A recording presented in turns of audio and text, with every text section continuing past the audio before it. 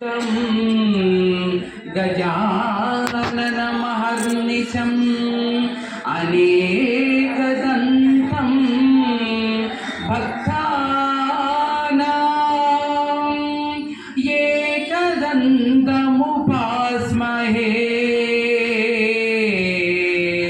एकदन्तमुपास्महे। జై పైడిమాంబ, జై జై పైడిమాంబ.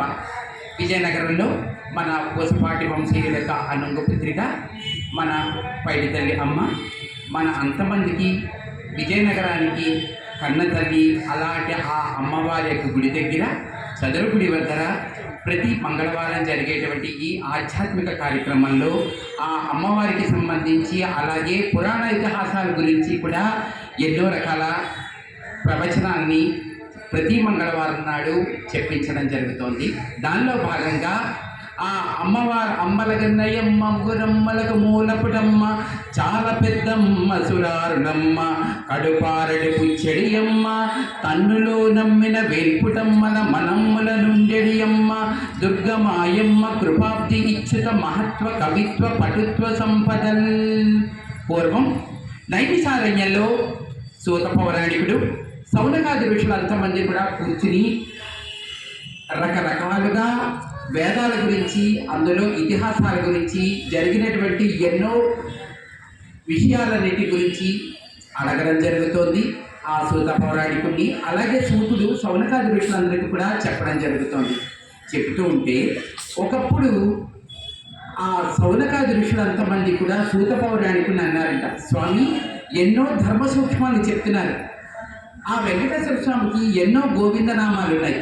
ఆ గోవిందనామాలు ఒక్కొక్కటి ఏ విధంగా వచ్చాయనేది ఎంతమంది కూడా శ్రీనివాస గోవింద, శ్రీ వెంకటేశ గోవింద, భక్తవత్సల గోవింద, భాగవత ప్రియ గోవింద అని చెప్పేసి అంతమంది అలా చెప్పుకుంటూ వెళ్తున్నారు. రాబోయే భవిష్యత్తులో కూడా ఎన్నో రకాలుగా కూడా ఇదే విషయాలన్నింటినీ కూడా చెప్పుకోవడం జరుగుతుంది. ఒక్కొక్క నామం అసలు ఎలా వచ్చాయి, ఏ విధంగా వచ్చే, ఏది జరగడం వలన ఆ స్వామికి ఆ గోవింద నామం వచ్చింది అని చెప్పేసాను. కానీ ఆ సూత పౌరాణికుడు సౌనికాది ఋషులంతమందిని కూడా చక్కటి ధర్మ సందేహాన్ని అడిగారు. ఈరోజు ఒక గోవింద నామం గురించి చెప్పుకుందాము అని చెప్పేసి అనగానే అయితే తప్పకుండా చెప్పండి అని చెప్పేసి అన్నారన్నమాట. అనుకోగానే ఇప్పుడు ఆ గోవింద నామాల యొక్క వివరణలోకి వెళ్దాం. కృతేతు నారసింహో భూః త్రేతాయాం రఘునందనః ద్వాపరేషు వాసుదేవశ్చ కలౌ వెంకటనాయక పరిత్రాణాయ సాధూనాం వినాశాయ చ దుష్కృతం ధర్మ సంస్థాపనార్థాయ సంభవామి యుగే యుగే అన్న గీతావాక్యాన్ని అనుసరించి ఆ మహావిష్ణువు దుష్ట శిక్షణకై శిష్ట రక్షణకై ఎన్నో రకాల అవతారాలను ఎత్తాడంట. దానిలో ప్రత్యేకంగా చెప్పుకోదగ్గవి దశావతారం. దశావతారాల్లోకి వెళ్ళినట్లయితే కృతయుగంలో నరసింహుడుగాను, త్రేతాయుగంలో రాముడిగాను, ద్వాపరంలో శ్రీకృష్ణుడిగాను, అలాగే ప్రస్తుతం నడుస్తున్నటువంటి ఈ కలియుగంలో వెంకటేశ్వర స్వామిగా తిరుమల ఏడుకొండలపైన శ్రీదేవి భూదేవి సమేత శ్రీ తిరుమల వెంకటేశ్వర స్వామిగా ఏర్పడడం జరిగింది. అయితే త్రేతాయుగంలో రాముడు, ద్వాపరయుగంలో కృష్ణుడు రెండు కూడా మామూలుగా అవతారాలు ఎత్తి దుష్ట శిక్షణ శిక్షరక్షణ చేసిన ఆ ద్వాపర యుగం అయిపోయిన తర్వాత ఆ శ్రీకృష్ణుని యొక్క నిర్యాణం జరిగింది. నిర్యాణం జరిగిన తర్వాత ఆ త్రేతాయుగంలో రాముడికి, ద్వాపర యుగంలో కృష్ణుడికి కలిసి అనుసంధానంగా కలియుగంలో వెంకటేశ్వర స్వామి అర్చావతారుడుగా అంటే ఒక విగ్రహంగా ఏర్పడి అతనికి ఎన్నో రకాల అర్జిత కార్యక్రమాలన్నీ కూడా చేయడం జరుగుతూ ఎప్పుడూ కూడా ఆ తిరుపతి నిత్యం కూడా కళ్యాణంగ యోగాలే జరుగుతూనే ఉంటుందన్నమాట. అలాంటి విషయం ఎలాగైనా ఉన్నా సరే ఈ విధంగా ఏర్పడినటువంటి ఆ తిరుమల కొండల మీద ఆ వెంకటేశ్వర స్వామి నిత్యం పూజాధికాలు ఆర్జిత కార్యక్రమాలు అలా చేయించుకుంటూ మనంతమందిని కూడా అనుగ్రహిస్తూ మన ఆడవాళ్ళంతమందికి కూడా పొంగు బంగారమై ఉన్నాడంట. అయితే ఎప్పుడైతే ద్వాపరయుగం పూర్తయిపోయి శ్రీకృష్ణుని యొక్క నిర్యాణం జరిగిందో వెంటనే ఇంకా తర్వాత వచ్చేది కలియుగం. ఆ కలియుగంలో ఎలాంటి విపరీతాలు జరుగుతాయో ఇప్పటి నుంచి ఆ కలియుగం వచ్చే ముందరే మనం లోకశాంతి కోసం ఎన్నో రకాల ప్రయత్నాలు చేయకపోతే, అంటే ఒక పండగ వచ్చేటప్పుడు ముందుగా అన్ని రకాల సర్దుబాట్లు అంటే పిండి వంటలు చేసుకోవడం, కొత్త బట్టలు, ఇల్లు అలంకరించుకోవడం, ఇవన్నీ ఎలాగైతే ముందు ప్రయత్నాలుగా మనం చేస్తామో అలాగే ఆ కలియుగం వచ్చే ముందు ఎన్ని విపరీతాలు జరుగుతాయో తెలియదు. ఇదంతా కూడా ద్వాపర యుగం చివరిలో అక్కడ ఉన్నటువంటి మహర్షులు అంతమంది మాట్లాడుకుంటున్న ఆలోచనలు, ఇవన్నీ మాటలు అన్నమాట. ఎలా ఉంటుందో అని చెప్పేసి అంతమంది భయపడుతూ లోకశాంతి కోసం, ఆ కలియుగం నుంచి రక్షించడం కోసం కశ్యపాది మహర్షులంతమంది కూడా ఒక చక్కటి యాగాన్ని చేయడానికి సిద్ధమయ్యారంట. ఆ మిగతా సహమునులంతమందితో కలిసి వాళ్ళంతమంది కూడా చర్చించడం జరిగింది. అద్భుతమైన విషయం, రాబోయే రోజుల్లో జరిగేటువంటి ఇన్ని విపరీతాలన్నీ కూడా ఆపడానికి యాగం అంటున్నారే, చాలా చక్కటి ఆలోచన అని చెప్పేసి అంతమంది కలిసి ఒక చక్కటి ముహూర్తాన యాగం ప్రారంభించడానికి ముహూర్తాన్ని నిర్ణయించారు. అది దాని పేరు సత్రయాగం అన్నమాట. అలాంటి సత్రయాగాన్ని గంగా నది తీరాన చేయడానికి అంతమంది కూడా నిశ్చయించుకుని ఆ ముహూర్తం రాగానే దానికి అన్ని రకాల కట్టుదిట్టమైన ఏర్పాట్ల మధ్యలో ఆ యాగాన్ని ఆనందంగా అద్భుతంగా ప్రారంభించడం జరిగింది. ప్రారంభించడం ఇంతలోకి ఎంతోమంది ముందు కొంతమందికి తెలిసింది, వాళ్ళు 10 మందికి, ఆ 10 మంది 100 మందికి అలా చెప్తూ మొత్తం అంతమంది ఆ సత్రయాగాన్ని చూడడానికి రావడం చెప్తూ రోజు రోజుకి కూడా దర్శకులు ఎక్కువైపోయారంట. అంటే దర్శించే వాళ్ళని దర్శకులు అంటారు అన్నమాట. అలాంటి వాళ్ళు ఎక్కువైపోగానే చాలా ఆనందంగా జరుగుతుంది. అయితే త్రిలోక సంచారి నారాయణకాంతి తను నిర్జరుడు అయినటువంటి, ఎప్పుడూ నారాయణ గానాన్ని నిత్యం పాడుకునేటువంటి నారద మహాముని వెంటనే అలాగ ఆకాశాన్ని వెళుతూ ఆ నోటంట ఈ నోటంట గంగానది తీరాన కశ్యపాది మహర్షులంతమంది చేస్తున్నటువంటి ఆ సత్రయాగాది గురించి విని అతను కూడా వచ్చాడంట. దూరం నుంచి నారదుడు రాకని గమనించినటువంటి కశ్యపాది మహర్షులంతమంది కూడా గౌరవ సూచకంగా అతని వద్దకు వెళ్ళి అతనిని చక్కగా లాంఛనాలతో లోనికి తీసుకువచ్చి చక్కటి ఉచితాసనాన్ని చూపించి కూర్చోబెట్టి వాళ్ళు చేస్తున్నటువంటి యాగం అసలు ఎందుకు చేస్తున్నారు, ఎప్పుడు ప్రారంభించారు, ఏ విధంగా ప్రారంభించారు, దీని యొక్క పరమావధి ఏమిటి అనేటువంటి విషయాలన్నీ కూడా పూసగుచ్చినట్టు చెప్పారంట. నారదుడు అంతా కూడా ఏమాత్రం వాళ్ళ మాటకు అడ్డు తగలకుండా విన్నాడంట. విన్న తర్వాత వెంటనే చాలా బాగుంది, రాబోయేటువంటి నా కలియుగాన్ని గురించి మీరు ఆలోచించని ఈ తీరు, ప్రారంభించినటువంటి ఈ సత్రయాగం చాలా అద్భుతంగా ఉందని చెప్పేసి చివరిలో ఆ యాగ ఫలాన్ని ఎవరికి ఇస్తారు మీరు? మనకున్నటువంటి త్రిమూర్తులు ఉన్నారు, వాళ్ళు అద్భుతమైనటువంటి వాళ్ళు ఏంటి, ఈ ప్రపంచమే లేదు. సృష్టించేటువంటి బ్రహ్మకి ఇస్తారా, రక్షించేటువంటి విష్ణుమూర్తికి ఇస్తారా, లయం చేసేటువంటి ఆ మహాశివుడికి ఇస్తారా? అనగానే నారదుడు వేసిన ప్రశ్నకి ఆ యాగశాలలో ఉన్నటువంటి మహామునులు అంతమంది కూడా ఎవరి దగ్గర కూడా సమాధానం లేకుండా ఉండిపోయారు. ఎందుకంటే ఎవరికి ఇవ్వాలి? ముగ్గురు ఒకలాంటి వాళ్ళే, ఏ ఒక్కరిని కూడా తక్కువ చేయడానికి వీలు లేదు అని చెప్పనగానే వెంటనే కొంతమంది మహర్షులు లేచి ఈ యాగాన్నంతా కూడా ప్రారంభించడానికి, ఈ లోకం అంతా ప్రారంభించడానికి, జీవితాన్ని ప్రారంభించడానికి సరైన ముందు ఆ బ్రహ్మ మాత్రమే. ఆ బ్రహ్మకి ఇస్తేనే కదా లోకం అంతా జరిగేది. కాబట్టి బ్రహ్మకి ఇవ్వాలన్నారు. పుడితే సరిపోతుందా, వాళ్ళని రక్షించొద్దా అని చెప్పేసి విష్ణుమూర్తికి ఇవ్వాలని కొంతమంది వాళ్ళ అభిప్రాయాన్ని తెలిసారు. పుట్టడం బతకడం కాదు, వాళ్ళని లయం చేయడం కూడా ఒక ప్రముఖ కార్యక్రమే. ఎందుకంటే భూభావంతా నిండిపోతుంది, ఎవరిని కూడా మంచం చెందకపోతే అని చెప్పాలని శివుడికి ఇవ్వాలని చెప్పేసి అన్నారు. అంటే బ్రహ్మకని కొంతమంది, విష్ణుమూర్తికని కొంతమంది, శివుడికని కొంతమంది, వాళ్ళలో వాళ్ళు అంతవరకు కలిసిమట్టుగా ఉన్న వాళ్ళంతమంది నారదుడు అడిగినటువంటి ఒక చిన్న ప్రశ్నకి వాళ్ళలో తరతమ భేదాలు వచ్చాయి. భేదాలు రాగానే పరిస్థితి శృతి మించుతోంది. ఆ విషయాన్ని గమనించినటువంటి ఆ మహర్షులలో ఒకరైనటువంటి భృగు మహర్షి లేచి నిల్చుని నారదుడు అడిగినటువంటి ప్రశ్నకి హితమిద్ధంగా ఇది అని సమాధానం చెప్పలేము, శాంతి శాంతి శాంతి అని చెప్పేసి అంతమందిని కూడా శాంతింపజేశాడంట. శాంతింపజేసిన తర్వాత వెంటనే ముగ్గురు త్రిమూర్తులు గొప్పవారే, కానీ భగవతత్వాన్ని ప్రశ్నించేటువంటి అధికారం ఒక్క భక్తులకు మాత్రమే ఉంది. కాబట్టి ఈ విషయంలో మనం ఆ ముగ్గురు భగవంతుల్ని మనమే పరీక్ష చేద్దాం. భగవంతుని పరీక్ష చేయడమా, అదేమిటనేది ఒక్క మాట ఆశ్చర్యంగా చూశారంట. వెంటనే అప్పుడు అన్నాడంట, సత్వ రజో తమో గుణాలలో ముఖ్యమైనది సత్వగుణం. అలాంటి సత్వగుణం శాంతికి ప్రతీక అన్నమాట. ఎవడైతే సాత్విక గుణం కలిగిన వాడు ఉన్నాడో అతడి లోకంలో ఎక్కడికి వెళ్ళినా సరే పూజించడం జరుగుతుంది. ఎందుకంటే శాంతమైనటువంటి మాటలు, ఎదుటి వాళ్ళ మనసుని సంతృప్తిపరిచేటువంటి మాటలు, ఎప్పుడు కూడా ఆనందాన్ని కలగచేసేటువంటి మాటలు మాత్రమే ఎదుటి వాళ్ళకి చాలా ఇష్టపడతారు. అలాంటి విషయాలన్నీ కూడా ఒక సత్వగుణం ఉన్న వాళ్ళకి మాత్రమే అది లభిస్తుంది. కాబట్టి త్రిమూర్తుల ముగ్గురులో ఎవరికైతే సత్వగుణం ఉందో అలాంటి వాళ్ళకే ఈ యాగ ఫలాన్ని ఇద్దాము అని అనగానే అంతమంది కూడా ముందు ఒకరి ముఖాలు ఒకరు చూసుకున్నా అతని మాటని మాత్రం అంతమంది కూడా ఏకగ్రీవంగా మీరు ఎలా చెబితే అలాగే చేద్దామన్నారు.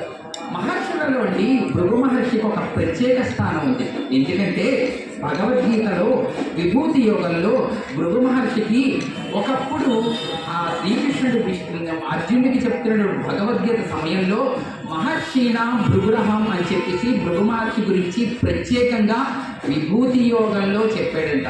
అంత శ్రీకృష్ణుడి చేత ప్రత్యేకంగా ప్రశంసించబడినటువంటి ఆ భృగు మహర్షి ఈ కార్యక్రమాన్ని తన యొక్క భుజాల మీద వేసుకుని వెంటనే అంతమంది ముహూర్తుల యొక్క ఆశీర్వచనంతో వాళ్ళ యొక్క మాటతో నారదుని యొక్క అనుజ్ఞతో వెంటనే ఆ ముగ్గురు త్రిమూర్తిని పరీక్షించడానికి వెళ్ళాడంట. తన యొక్క ఆత్మశక్తితో ఒక్క మాట ఆ గంగానది తీరాన సత్రయాగం నిర్వహిస్తున్నటువంటి ఆ ప్రదేశం నుంచి బ్రహ్మలోకానికి వెళ్ళాడంట. బ్రహ్మ ఎలా ఉన్నారు అనుకున్నారు? వాణి వీణగాన తత్పరుడే ఆ అమ్మవారు వాయిస్తున్నటువంటి వీణాగానంలో మునిగి తేలుతూ ఉన్నాడండి. మునిగి తేలుతూ ఉంటే నేను వీళ్ళని కానీ పలకరిస్తే ఆ వీణాగానం ఏమైనా కొంచెం నెమ్మది పడుతుందేమో అని చెప్పేసి వెంటనే వాళ్ళిద్దరికీ కూడా మనసులోనే నమస్కారం చేసి బయటకు మాత్రం ఎలాంటి నమస్కారం చేయకుండా అక్కడ ఒక ఉచితాసనం కనబడగానే అందులో కూర్చున్నాడంట. కాకపోతే బ్రహ్మ ఎప్పుడు కూడా అద్వేదో అది యజుర్వేద సామవేదో అధర్వణ అని చెప్పేసి ఋగ్వేదం, యజుర్వేదం, సామవేదం, అధర్వణ వేదం 4 ముఖాలతో ఏకకాలంలో వర్ణిస్తూ ఉంటాడంట. అయితే అతను 8 కళ్ళతో అష్టదిక్కుల వైపు చూస్తుంటాడు కదా. ఒక కంటిలో ఆ భృగు మహర్షి రావడం, ఎలాంటి నమస్కారం చెయ్యకుండా ఉచితాసనాన్ని స్వీకరించడం అవన్నీ కూడా కనిపించేవి. వెంటనే అంతవరకు కూడా ఆ వాణీమైన గాన తత్పరుడై చాలా మునికి తేలుతున్నటువంటి అంత ఆ బ్రహ్మ కాస్త రజోగుణంతోనేమో ఒక్కసారిగా సభా మర్యాద పాటించడం తెలియదా మీకు? వచ్చినా కానీ ఏమాత్రం కూడా నమస్కారం చేయకుండా కూర్చుండిపోవడమేనా అని చెప్పేసి అన్నాడంట. ఎలాంటి పరీక్ష చేయకుండానే ఇతరులలో ఉన్నటువంటి కోపం, అదేనండి రజోగుణం అనేటువంటి కోపం ఉన్నదే, దీనివల్ల ఇతనికి యాగ ఫలానికి అందుకోవడానికి ఇతనికి ఎలాంటి అర్హత లేదు అని చెప్పేసి వెంటనే నిర్ణయించుకున్నాడంట. ఎందుకంటే ఇంకా పరీక్ష ప్రారంభించలేదు. మనం ఒక ఇంటికి వెళ్ళిన తర్వాత ఏమండి బాగున్నారా రెడీ అనే మాట ముందే ఎందుకు వచ్చామా ఇంటికి అని చెప్పి అన్నారు అనుకోండి, ఈ ఇంటికి ఎందుకు వచ్చామయ్యా అని చెప్పేసి అక్కడి నుంచే మనం చెప్పాలనుకున్న మనం చెయ్యాలనుకున్న పనిని కాస్త వదిలేసి ఏం లేదమ్మా పొరపాటుగా వచ్చాము అని సత్వగుణం ఉన్నవాడు మాత్రమే అలా చెప్తారు. ఎందుకలా చెప్తారు? ఇంటికి రాగానే పలకరించలేమేంటి అని చెప్పేసి మరో గుణం ఉన్నవాళ్ళు చెప్తారంట. ఇంకా ఇంతటితో ఈ బ్రహ్మతో మనకి ఎలాంటి పరీక్ష చేయాల్సిన అవసరం లేదని చెప్పేసి వెంటనే ఈ రోజు నుంచి నీకు ఎలాంటి పూజాధికారులు ఉండవు అని చెప్పేసి ఒక శాపం ఇచ్చేసాడంట. అందుకని మనకు ఉన్నటువంటి అంతమంది దేవతలలో ప్రతి ఒక్కరికి గుడి ఉంటుంది, కానీ బ్రహ్మకు మాత్రం ఎక్కడా గుడి అన్నది ఉండదు. ఆ రోజు ఆ భృగు మహర్షి బ్రహ్మలోకంలో పరీక్షార్థి వచ్చిన తర్వాత ఇచ్చిన శాపం ఆనాటి నుంచి ఇంకా అలాగా ఉంటూనే ఉంటుంది. ఎప్పుడు కూడా బ్రహ్మకు గుడి అన్నది కట్టడం జరగదు. ఎందుకంటే ఆ శాప ప్రభావం. అక్కడి నుంచి వెంటనే అతను కైలాసానికి వెళ్ళాడట. కైలాసానికి వెళ్ళగానే ఆ పరమేశ్వరుడు అమ్మవారితో ఏకాంతంగా ఉన్నారంట. ఏకాంతంతో ఉండి అక్కడ ప్రమదకరానంతమంది కూడా ఓం నమ శివాయ, ఓం నమ శివాయ, ఓం నమ శివాయ అంటే పంచాక్షరీ నామం కొంతమంది, చెంచమే మయచ్చమే ప్రజంచమేను కామచ్చమే కామచ్చమే సోమనసచ్చమే భద్రంచమే శ్రేయచ్చమే వత్సచ్చమే యశచ్చమే భగచ్చమే ద్రవిణంచమే యంతాచమే భక్తాచమే క్షేమచ్చమే యుధిచ్చమే విశ్వంచమే మహచ్చమే సంవిచ్చమే యాత్రంచమే సూచమే ప్రసూచమే శ్రీరంచమే పంచమే రామయచ్చమే జీవాతుచ్చమే దీర్ఘాయుత్వంచమే మిత్రంచమే మయచ్చమే సుశాచమే సుదినంచమే అని మహన్యాసపూర్వక నమ్మక చమకాలతో ఎప్పుడు కూడా స్వామిని అలా స్థుతిస్తూనే ఉంటారట. ఎవరికి ఏది వస్తే ఏమి రాకపోతే స్వామి నువ్వే దిక్కు అది ఒక్క మాట అన్నా సరే ఆ బోళా శంకరుడు ప్రతి ఒక్కరికి కూడా ప్రసన్నమయ్యేటువంటి విధంగా అందరూ అక్కడ స్థుతిస్తూ ఉంటే అవన్నీ కూడా వింటున్నా తాను మాత్రం ఏకాంతంగా అమ్మవారితో ఉన్నాడంట. అలాంటి ఆ విషయంలో నేను వచ్చి ఎవ్వరి అనుమతి తీసుకోకుండా బ్రహ్మలోకంలో జరిగినటువంటి ఒక చిన్న అవమానాన్ని ఆ భృగు మహర్షి కాస్త చూసుకుని వెంటనే నేరుగా శివుడి దగ్గరికి వెళ్ళాడండి. వెళ్ళగానే వచ్చే ముందు ఏమాత్రం ముందు వెనక ఆలోచించకుండా నేరుగా వచ్చేయడమేనా తాను అమ్మవారితో ఉన్నటువంటి ఏకాంతాన్ని భగ్నం చేసినందుకు. ఎందుకంటే ఎప్పుడైతే భృగు మహర్షి ఆ ప్రదేశంలోకి అడుగుపెట్టాడో ఏకాంతంగా ఉన్న వాడు కాస్త ఆ అమ్మవారి సహజమైన సిగ్గుతో వేరే అతను చేసి వెంటనే పక్కకు వెళ్ళిపోయి ముఖాన్ని దాచుకుని వెంటనే అలా చూస్తూ ఉన్నాడంట. చూస్తుంటే ఆ మహాశివుడు కాస్త తమోగుణంతోనేమొచ్చి వెంటనే వచ్చే ముందు ఒక్క మాటైనా చెప్పొద్దా, మాట్లాడద్దా, ఏకాంతాన్ని భగ్నం చేసి ఇలా రావడం నీకు తగునా అని చాలా కోపం. మామూలుగానే రుద్రుడు మహారుద్రుడు ఇలాంటి కార్యక్రమాలు ఏమైనా జరిగితే మాత్రం ఇంకా ఇబ్బంది పడతాడు. వెంటనే ఇతడు ఇలా తమోగుణం వల్ల ఈ విధంగా వచ్చాడు, ఇతనికి కూడా ఎలాంటి పరీక్ష చేయాల్సిన అవసరం లేదు, ఇతనికి కూడా యజ్ఞ ఫలాన్ని పొందేటువంటి అర్హత లేదు అని చెప్పేసి ఈ రోజు నుంచి మహేశ్వర నీ యొక్క ప్రసాదం దూషితం అని చెప్పేసి అతనికి కూడా ఒక శాపం ఇచ్చాడు.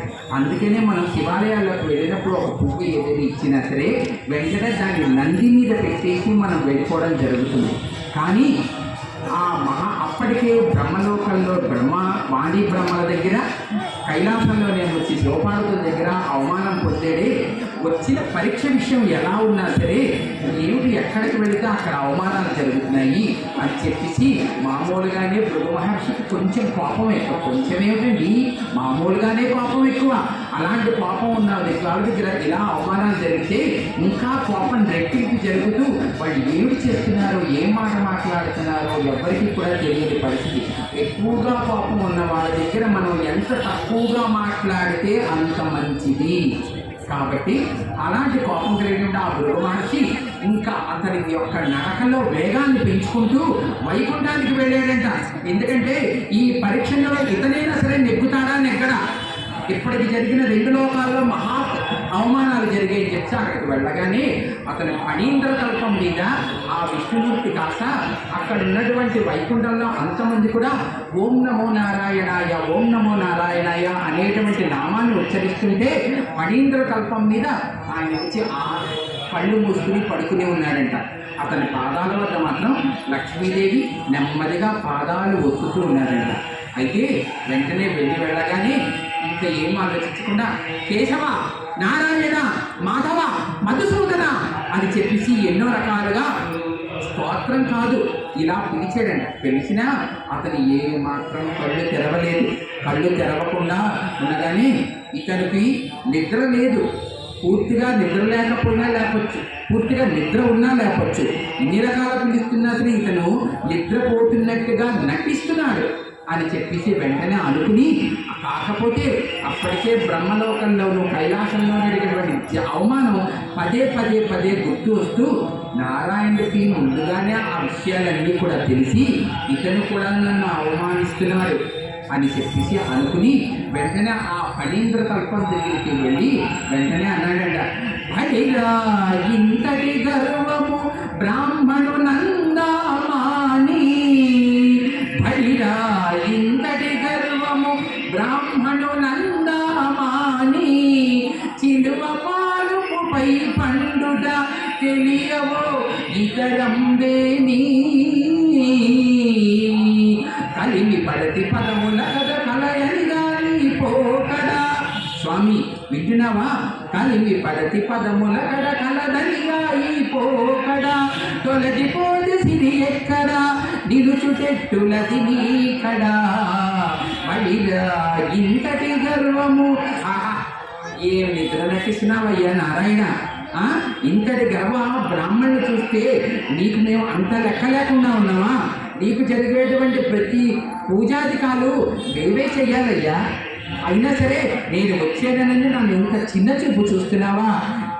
నాకు ఇప్పుడు తెలిసింది. ఎందుకంటే 14 భువన బాణాన్ని తన యొక్క ధనంతో పరిపాలించేటువంటి ఆ శ్రీ మహాలక్ష్మి నీకు భార్య. ఆమె నీకు పాదాల దగ్గర ఉండి పాదాలు ఇలా నొక్కుతోందని చెప్పేసి అదా నీ యొక్క గర్వం. ఇదే మాట మీరు గుర్తుంచుకో.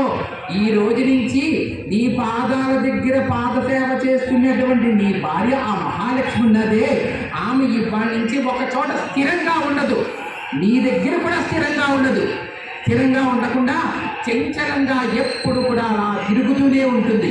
ఇదే నీకు నా శాపం అని చెప్పేసి అని అనగానే వెంటనే అప్పటికీ కూడా కళ్ళు తెరిచి చూడలేదంట ఆ మహావిష్ణువు. కాకపోతే లక్ష్మీదేవి ఏంటి తను రావడం ఏంటి, మామూలుగా ఆ పిలుపును కూడా కఠినంగా పిలవడం ఏంటి, ఈ బడిరా ఇంతటి బ్రాహ్మణ గురించి తన గురించి తాను చెప్పుకుంటూ నాకు ఇలాంటి ఒక చెంచల అనేటువంటి ఒక పేరు పెట్టి నాకు స్థిరత్వం లేక చేయడం ఏంటి అని చెప్పేసి అనుకుంటూ ఉండగానే వెంటనే అప్పటికే పిలుస్తూ ఉన్నా సరే కన్నులు తెరవకుండా ఉండి ఫణీంద్ర తల్పం మీద పడుకున్నటువంటి ఆ మహావిష్ణువు ఇంకా ఇతను నన్ను చాలా అవమానపడుతున్నాడని చెప్పేసి అతని యొక్క కుడికాలు కాస్త తీసి వెంటనే ఆ విష్ణుమూర్తి ఎలా పడుకున్నాడు? వెళ్ళకిలా పడుకోలేదు. ఇలాగ ఒక పక్కకి తిరిగి అంటే మనకు ఎదురుకుండా ఇలాగ నేను వైపు ఎలాగైతే ఉన్నానో అలా తిరిగి ఆ విష్ణుమూర్తి కాస్త భృగు మహర్షికి నిద్రపోతూ ఉంటే అతని యొక్క కుడికాలు కాస్త లేపి అతని యొక్క వక్షస్థలం మీద ఆ భృగు మహర్షి కాస్త ఒక్క మాటగా మోదేడంట. కన్ను తన్నేడు అని అనకూడదు, మోదేడు అని చెప్పి గట్టిగా అని చెప్పేసి అనగానే ఆ మోదినటువంటి ఆ పాద తారణానికి ఆ విష్ణుమూర్తి కాస్త నిద్రమధ్య నుంచి నెమ్మదిగా కళ్ళు తెచ్చి వెంటనే చూసి స్వామి వెంటనే ఆ ఫణీంద్ర తల్పం నుంచి కిందకి దిగి స్వామి మీరా? అయ్యో మీరు ఆట గమనించలేదండి, ఎంతసేపు అయిందండి, మిమ్మల్ని మేము అసలు ఏమాత్రం పరిపించలేదు. మీరు వచ్చినట్లు తెలిస్తే మీకు వెంటనే సరైన ఉపచారాలు చేసేవాడిని, చాలా అవమానపరిచాను మిమ్మల్ని, నన్ను క్షమించండి అని చెప్పేసి వెంటనే అంటున్నాడంట. పావనమయ్యేను నాకను, పావనమయ్యేను నాకను పదరజమునతో భృగుముని మౌళి, పావనమయ్యేను నాకను తావగదర్శన భాగ్యము నా జన్మ ధన్య సగని శృతి జన్మ వృక్కేళి కందనేమో నీ మృదు చరణమున కఠిన వక్షమును తాకి తపోనిది పొందునేమో నీ హృదయముగేమో కఠిన వక్షమును తాకి తపోనిది పావనమయ్యేను నాకను. స్వామి మీరు ఎంత కోపంతో సరే నా మీద పాదపీడన చేసినా పాదతారణ చేసినా మీ యొక్క పాద స్పర్శ ఎప్పుడైతే నా హృదయాన్ని తాకిందో నా శరీరం పులకించిపోయింది స్వామి. అంతేకాకుండా కాకపోతే అక్కడ ఒక చిన్న ఇబ్బంది ఏంటంటే నా హృదయం చాలా గట్టిగా ఉంటుంది. అలాంటి నా హృదయం గట్టిగా ఉండడంతో నీ నునుపైనటువంటి పాదం నా హృదయాన్ని తాకి ఎక్కడ గట్టిపడి ఆ వెంటనే ఆ లేత పాదానికి ఎక్కడ దెబ్బ తగిలిందో అదే నాకు చాలా ఇబ్బందిగా ఉంది అని చెప్పేసి వెంటనే ఆ ఫణీంద్ర కల్పం మీద తాను కాస్త నేల మీద కూర్చుని ఆ భృగు మహర్షిని కాస్త ఫణీంద్ర కల్పం మీద కూర్చోపెట్టి మీ రాకని నేను అస్సలు గమనించలేదు, నన్ను వెంటనే క్షమించండి అని చెప్పి పదే పదే పదే క్షమాపణలు కాస్త అడుగుతూ వెంటనే ఆ పాదాన్ని కాస్త శుద్ధిమెత్తగా రాస్తున్నాడట. కానీ ఒక్క విషయం అండి, అంతమందికి కూడా రెండు కళ్ళే ఉంటాయి, కానీ భృగు మహర్షికి మాత్రం అరిపాదంలో కూడా కన్ను ఉంటుందన్నమాట. ఆ కన్ను అరిపాదంలో ఉండడం వల్లే ఎదుటి వాళ్ళు ఎంత విజ్ఞత కలిగిన వాళ్ళైనా సరే ఏ మాత్రం కూడా ఆలోచించకుండా తనకు అనుగుణంగా మాట్లాడితేనే మాత్రమే అతను అందరితో అభిమానంగా మాట్లాడుతూ అతను ఏ మాత్రం ఎవరు అవమానించినా నోటికి ఎంత మాట వస్తే అంత మాట అనడం అతని యొక్క పరిపాటి అయిపోయిందనమాట. వెంటనే ఆ సూక్ష్మాన్ని గ్రహించినటువంటి ఆ విష్ణుమూర్తి కాస్త పాదాన్ని నెమ్మదిగా కూడా పడుతూ పడుతూ ఆ పాదంలో అడుగులో ఉన్నటువంటి ఆ కన్నుని కాస్త ఒక్క మాటగా చిదిమి వేశాడంట. చిదిమి వేయగానే అంతవరకు కూడా ఆ శ్రీమన్నారాయణుడు 14 భువన భాండాన్ని పరిపాలించేటువంటి ఆ మహాలక్ష్మి యొక్క పతి అయినటువంటి ఆ శ్రీమన్నారాయణుడి యొక్క వక్షస్థలాన్ని నేను మోదేనే అని అనుకున్నాడు. కానీ ఆ శ్రీమన్నారాయణ యొక్క వక్షస్థలం ఎలాంటి తెలిసినండి, మహాలక్ష్మి యొక్క కేళీ మందిరం, వనమాల నిత్యం శోభిల్లేటువంటి యొక్క స్థలం, మన్మధుడు పుట్టినటువంటి జన్మస్థలం. అలాంటి వక్షస్థలాన్ని నేను నా కుడికాలితో నేను మోదేనని తను అనుకుంటున్నాడు. కాకపోతే ఎప్పుడైతే అతను విష్ణుమూర్తి యొక్క వక్షస్థలాన్ని తన యొక్క కాలితో మోదేడో నా యొక్క కేళీ మందిరమైనటువంటి ఆ ప్రదేశాన్ని ఇతను తన యొక్క పాద ధూళితో అపవిత్రం చేశాడని ఆ మహాలక్ష్మి చాలా అసహనంతో అక్కడి నుంచి పక్కకు వెళ్ళి నా స్వామి దీనికి ఏ విధంగా సరైన సమాధానం ఇస్తాడా అని చెప్పేసి అనుకుంటే అంతవరకు కూడా తన యొక్క ఆలోచించిన ఆలోచనలన్నిటికీ కూడా భిన్నంగా ఫణీంద్ర కల్పం మీద భృగు మహర్షిని కూర్చోపెట్టడం, అతని పాదాల వద్ద ఇతని పాదసేవ చేయడం, అపరాధ క్షమాపణ మంత్రం చెప్తుండడం, ఆ సమయంలో ఒక్క మాట ఆ కన్నును కాస్త చిదిమి వేసేసరికి అంతవరకు కూడా మహాగర్వంతో విర్రవీగుతున్నటువంటి ఆ భృగు మహర్షి కాస్త ఏదో ఆలోచిస్తూ అని చెప్పేసి అతనిలో ఉన్నటువంటి అహంకారం అంతా కూడా ఒక్క మాట అణిగిపోయిందట. అణిగిపోయి 4 పక్కలా చూసేసరికి అతని యొక్క పాదాల దగ్గర శ్రీమన్నారాయణ కాస్త ఉండి ఉండగా వెంటనే స్వామి మీరు నా పాదాల దగ్గర ఉండడం ఏంటి, నేను ఫణీంద్ర కల్పం పైన కూర్చోవడం ఏంటి అని చెప్పేసి ఒక్క మాట అతనిలో ఉన్న అహంకారం ఎప్పుడైతే అణిగిపోయిందో అతను వెంటనే ఆ స్వామి పాదాల మీద పడి అతన్ని కాస్త ఫణీంద్ర కల్పం మీద కూర్చోపెట్టి, ఫణీంద్ర కల్పం అంటే శేషపాన్పు అన్నమాట. అంటే ఆదిశేషుడు పాన్పుగా ఉన్నటువంటి ఆ పాన్పుకే ఫణీంద్ర కల్పము అని పేరు అన్నమాట. వెంటనే కూర్చోపెట్టి ఎంత తప్పు చేశాను, ఎంత అపరాధం చేశాను అంటూ తల్లి గర్భమునందు వసించు తన ఇందులెన్ని మారులు ఆమెను తన్నుచుండు, తల్లి గర్భమునందు వసించు తన ఇందులెన్ని మారులు ఆమెను తన్నుచుండు, అట్లే తల్లి నాడ అఖిలాత్మకుని నిన్ను దేవదేవా నన్ను బ్రోవుమయ్యా. ఒక స్త్రీ గర్భం దాల్చినప్పుడు నెలలు నిండుతుంటే 7, 8, 9 నెలలు పూర్తిగా నడుస్తున్నప్పుడు లోపల బిడ్డ ఒక చోట తినకుండా ఉండకుండా అలాగ పల్టీలు కొడుతూ ఉంటాడంట. పల్టీలు కొడుతూ కొన్ని చోట్ల తన్నడం కూడా జరుగుతూ ఉంటుంది. తన్నడం జరుగుతూ ఉంటే ఆ బిడ్డ ఆమెని తన్నుతుంటే తల్లి మాత్రం ఏమనుకుంటుందని తెలుసా, అయ్యో నా లేత బిడ్డ నా యొక్క కడుపున నన్ను తంతున్నాడు, తండం వల్ల నా యొక్క పేగులు కానీ నా యొక్క ఎముకలు కానీ అతని యొక్క లేత పాదాలకి ఎక్కడైనా తాకి ఆ వాటి వల్ల నా చిన్ని బాబు యొక్క పాదాలకి ఎక్కడైనా నొప్పి తగిలిందేమో అని ఆ విధంగా ఏడుస్తూ ఉంటుంది.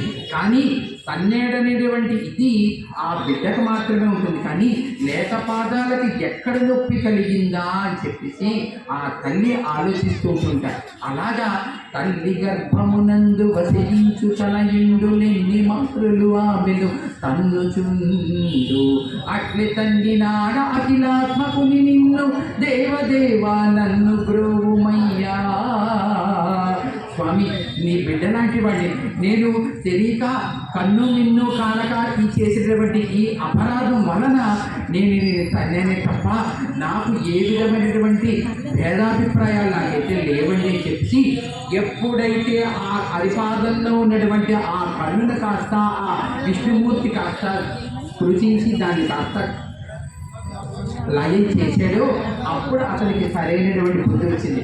ఆనాటి నుంచి ఒక సామెత వచ్చింది, ఎవరైనా విపరీతంగా విర్రవీగిపోయి ఎదుటి వాళ్ళని కూడా ముందు వెనక ఆలోచించకుండా మాట్లాడుతుంటే, ఒరే వీడు కన్ను మిన్ను కానకుండా ఉన్నాడు. మన్ను మిన్ను అంటే మన్ను అంటే నేల, మిన్నంటే నింగి అనమాట. అలాగా కన్ను అనమాట. అంటే హరిపాదంలో ఉన్నటువంటి కన్ను వీడికి కూడా ఉన్నట్టుంది. అందుకే ముందు వెనక ఆలోచించకుండా నోటి వాడు ఇంత మాట వస్తే అంత మాట అంటున్నాడని చెప్పేసి ఆనాటి నుంచి సామెత రావడం మొదలెట్టింది. కన్ను మిన్ను కనకుండా ఉన్నాడు అంటే అదనమాట. ఎప్పుడైతే ఆ కన్ను కాస్త హరిపాదంలో అతనికి పెంచబడిందో వెంటనే అహంకారానికి అణిగిపోయి ఆ స్వామికి ఈ విధంగా అపరాధ క్షమాపణ మంత్రం చెప్పుకుని వెంటనే లేచి నిల్చుని అప్పుడు తాను వచ్చినటువంటి వివరం అంతా కూడా చెప్పాడంట. స్వామి, మీరు శ్రీకృష్ణుడు అవతారంగా కాస్త నిర్యాణం ఇంకా అయిపోయించింది, ద్వాపరయుగం కాస్త అయిపోయింది, ఇంకా రాబోయేదేమో కలియుగం. కలియుగంలో ఎలాంటి విపరీతాలు జరుగుతాయో తెలియదు. అందుకే కశ్యపాది మహర్షులంతమంది కూడా గంగానది తీరాన ఒక చక్కటి ముహూర్తాన సత్రయాగం కాస్త ప్రారంభించడం జరిగింది. అలాంటి సత్రయాగంకి మేము చేస్తుండగా నారద మహర్షి కాస్త రావడం జరిగింది. అంత వివరాలు తెలుసుకున్న తర్వాత యాగ ఫలాన్ని ఎవరికి ఇస్తారు అని అనగానే బ్రహ్మకి ఇవ్వాలని కొంతమంది, విష్ణుమూర్తికి ఇవ్వాలని కొంతమంది, శివునికి ఇవ్వాలని కొంతమంది, ఈ విధంగా అంతమంది వాదలాడుతుంటే నేను లేచి ఈ విషయాన్ని ఎవరికైతే సత్వగుణం ఉంటుందో వారికే ఇద్దామని చెప్పి చేసిన ఒక చిన్న సూచనకి వెంటనే త్రిమూర్తుల ముగ్గురిని కూడా పరీక్షించమని చెప్పి నారదుడితో సహా మనుషులంతమంది నన్ను పంపించారు. ఆ బ్రహ్మలోకంలో తమోగుణం వల్ల బ్రహ్మ, రజోగుణంలో కైలాసంలో నుంచి శివుడు ఈ యాగ ఫలాన్ని అందుకోవడానికి సరైనటువంటి అర్హత లేకుండా అయిపోయారు. ఇంత జరిగినా కూడా ఇంత శాంత గుణంతో అంటే సత్వగుణం కలిగినటువంటి మీకు మాత్రమే ఈ యాగ ఫలాన్ని తీసుకునేటువంటి సరైన అర్హత ఉంది స్వామి. నాకు జరిగినటువంటి ఈ అనుభవాన్ని కాస్త భూలోకంలోకి వెళ్ళి చెప్తాను అని చెప్పగానే భృగు మహర్షి నారదుడు చెప్పినటువంటి సూచన మేరకు వచ్చినటువంటి నీవు ఈ రావడం, ఈ అన్ని లోకాల్లోనే వచ్చి మా త్రిమూర్తుల్ని పరీక్షించడం, బ్రహ్మలోకంలోనూ శివలోకంలోనూ ఇద్దరు కూడా వాళ్ళకి తమో రజో గుణాల వల్ల వాళ్ళకి అర్హత లేదని చెప్పేసి ఇదంతా సత్వగుణం ఉన్న వాళ్ళకి ఇవ్వాలని లోకంలోనే వచ్చి రాబోయే రోజుల్లో ఈ సందేశాన్ని అందించడం కోసం ఈ జరిగినటువంటి ఈ కార్యక్రమం అంతా కూడా ఇంత నా సంకల్పమే కాబట్టి ఇందులో నువ్వు చేసింది ఏమీ లేదు అని చెప్పి అనగానే, స్వామి మొత్తం దేవతలందరిలో కూడా ఉత్తముడివయ్యా, ఈ సర్వంలో నేను ఉత్తముడివయ్యా, హరి సర్వోత్తమ అని చెప్పేసి ఈ రోజు నుంచి కూడా గోవిందనామాల్లో హరి సర్వోత్తమ గోవింద అనేటువంటి ఒక నామం ఈ విధంగా వస్తుంది. నాకు జరిగినటువంటి ఈ అనుభవం భూలోకానికి వెళ్ళి చెప్తాను అని చెప్పి వెంటనే అతని వద్ద ఆశీర్వచనం తీసుకుని పదే పదే అపరాధ క్షమాపణ మంత్రం చెప్పుకుంటూ భూలోకానికి వెళ్ళాడంట. వెంటనే ఇతని యొక్క రాక కోసం ఎదురు చూసినటువంటి కశ్యపాది నారద మహర్షులు అంతమంది కూడా ఏమిటి చెప్తారా అని అందరూ కూడా ఉండగా నారదుడు మాత్రం చిన్న చిరునవ్వుతో మాత్రం కూర్చున్నాడంట. కూర్చుని ఏం జరిగింది అని అనగానే, స్వామి నీకు తెలియదేమిటి, నారాయణుడికి నీకున్నటువంటి అనుబంధం నేను ఏమీ తెలియచెప్పాల్సిన అవసరం లేదని చెబుతూనే జరిగిన వివరం అంతా కూడా పూసగుచ్చినట్టు చెప్పాడంట. చెప్పగానే వెంటనే నారదుడేమొచ్చి నవ్వుకుని వెంటనే నారాయణ నారాయణ నారాయణ నారాయణ గానం చేసుకుంటూ ఎందుకంటే నా స్వామి నువ్వు హరి సర్వోత్తమ గోవింద అనేటువంటి ఈ రోజు నుంచి ఒక కొత్త గోవిందనామాన్ని నీ యొక్క గోవిందనామాల యొక్క మాలలోను ఇముడ్చుకున్నావయ్యా అని చెప్పగానే మహర్షులంతమంది కూడా యాగం పూర్తయిన తర్వాత ఈ యాగ ఫలాన్ని ఆ శ్రీమన్నారాయణుడికి ఇవ్వాలని చెప్పి చేస్తూ వెంటనే అంతమంది కూడా ఒక్క మాట నారాయణ గానం చేశారంట. శ్రీనివాస గోవింద, శ్రీ వెంకటేశ గోవింద, భక్తవత్సల గోవింద, భాగ భగవత ప్రియ గోవింద నిత్య నిర్మల గోవింద నియమిత శ్యామ గోవింద పురాణ పురుష గోవింద పుండరీకాక్ష గోవింద గోవింద హరి గోవింద గోకుల నందన గోవింద గోవింద హరి గోవింద గోకుల నందన గోవింద ఏడుకొండలవాడ వెంకటరమణ